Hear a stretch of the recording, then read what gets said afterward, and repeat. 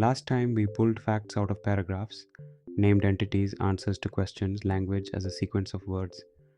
Today we keep the sequence but swap the alphabet. Instead of words, we get numbers, a temperature reading every hour, sales every day, a stream that never stops. And we ask the oldest question there is, what happens next?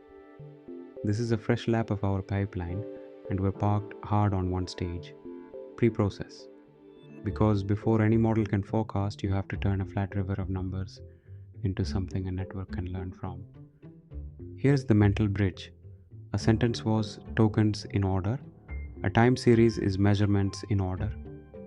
Same idea, order carries meaning, just a different kind of token. So everything you learned about recurrence still applies. We're not starting over, we're pointing the same machinery at a new stream.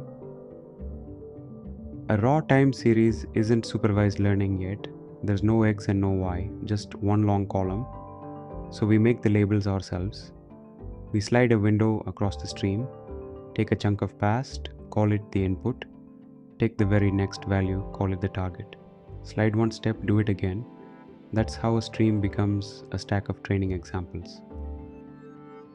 For whether a good window is the last 72 hours, 3 full days, 3 days is enough to see the daily rhythm, cool nights, warm afternoons, the slow drift of a front moving in. We train the model to do one small thing well. Given 72 hours, predict the very next hour. That single choice, how wide the window is, quietly decides how much history the model gets to reason over. You could write this windowing with a Python loop and a stack of slices. Don't. Keras ships time series dataset from array.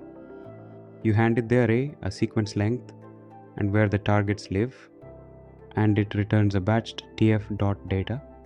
Dataset of windows, no manual indexing, no off by one bugs, and it streams from disk if your data is huge.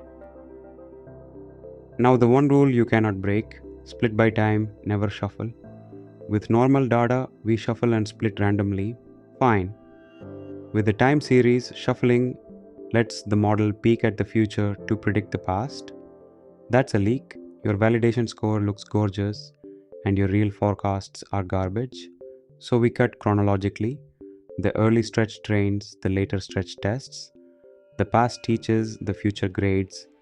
And the normalization stats, the mean and standard deviation, come only from the training slice, so the test set stays genuinely unseen. Why an LSTM and not a plain dense layer? Because an LSTM has a memory, a hidden state it carries from one step to the next. As it walks your 72 hours, it accumulates the trend and the seasonal swing into that state. By the last hour, it's holding a compressed summary of the whole window. One dense neuron reads that summary and prints a single number, the next hour's temperature.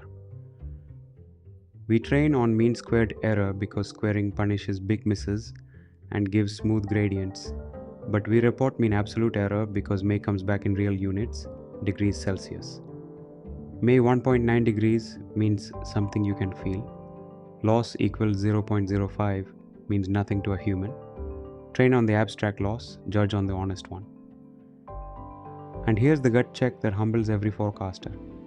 The naive baseline, tomorrow equals today. To guess the temperature a full day from now, just repeat what it is right now.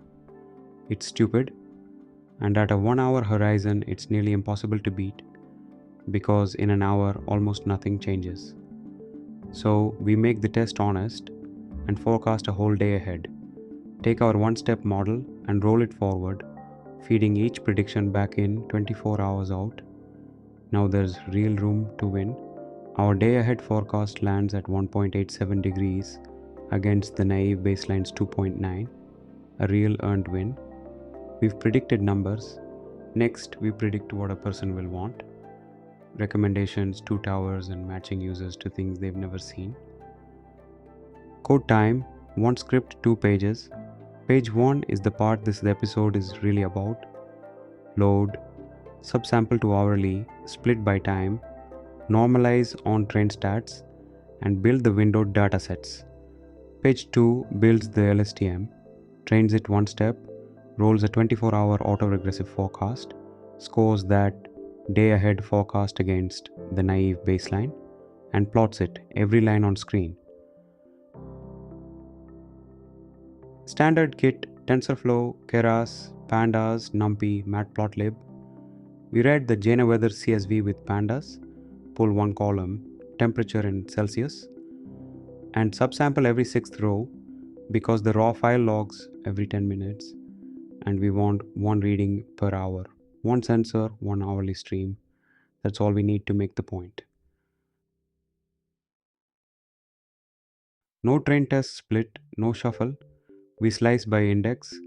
The first 70% is the past we train on, the rest is the future we test on. A hard wall in time.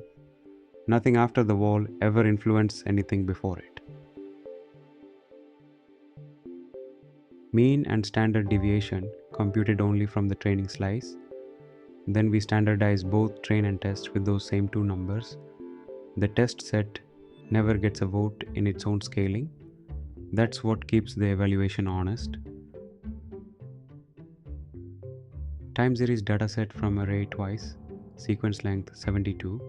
The trick is the target alignment. The input data is sliced to data, but its longer cousin. We hand it data, worth of windows and targets that start one step later. So each 72-hour window is paired with the hour immediately after it. Batches of 32, and we keep training order intact.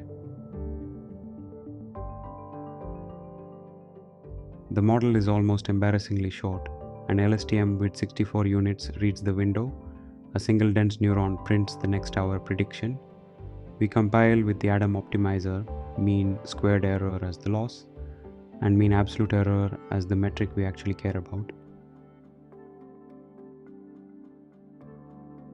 10 epochs, validating on the test windows each time. Watch the validation MAE fall. That number is in scaled units for now. We'll convert it back to degrees in a moment. Here's the move that earns the headline. Our model only predicts 1 hour out, so to see a day ahead, we roll it forward. Take the last real window, predict the next hour, then slide that prediction back into the window and predict again. Autoregression. 24 steps, a full day ahead, each prediction feeding the next. Errors compound, so the further out we go, the shakier it gets, which is exactly why we shade that region on the plot. 2 day ahead scores. First, our rolled out forecasts error 24 hours out, back in real degrees. Second, the naive baseline predict the temperature a full day from now as simply the temperature right now, scored the same way, side by side. If the left number isn't smaller, we failed. It is 187 against 290. Finally, the picture. Actual temperature in solid blue or forecast in dashed gold riding right on top of it, and the multi-step horizon shaded at the right edge. When the gold tracks the blue, you can see the model learned the daily rhythm. That's a forecaster. Next episode, we stop predicting numbers and start predicting desire. 2 tower recommendations, matching a user to the next thing worth their time. Word count 1 to 210.